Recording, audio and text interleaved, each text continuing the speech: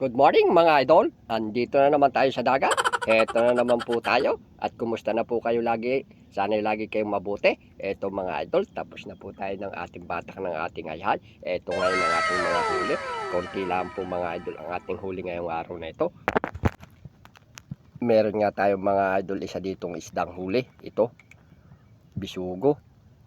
Kinain na po ng malaking isda. Di natin alam mga idol kung kano siya kalaki mga idol. Kaya nga po ang paa ko hindi ko nilalawit. Baka nga po makagat mga idol. Napakatalas talaga idol ang kanyang ipin. Napakalaki nito mga idol. Siguro ito mga 1/4 mga idol. Kita nyo naman po talagang putol talaga ang kanyang ulo.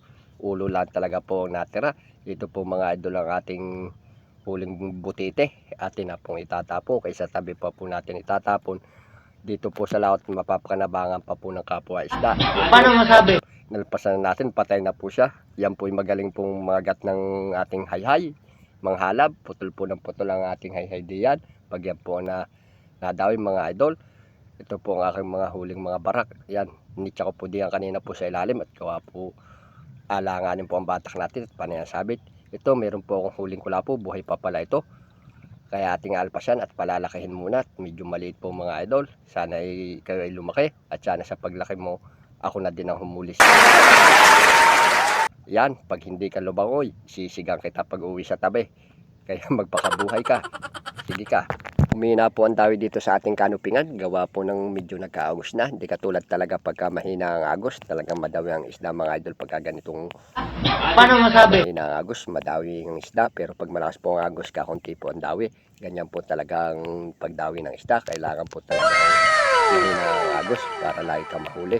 Ito nga mga idol, ang ating mga huli. Yan lang mga idol.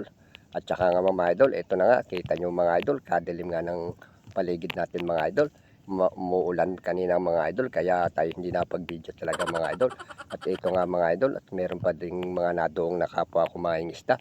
Yan po mga idol, yung mga lumaot din. Ang tawag po dito mga idol sa kanila, naglargarite mga idol. Yan, ang nahuhuli po niya mga dumpilas galunggong, tsaka lumahan. Yan mga idol.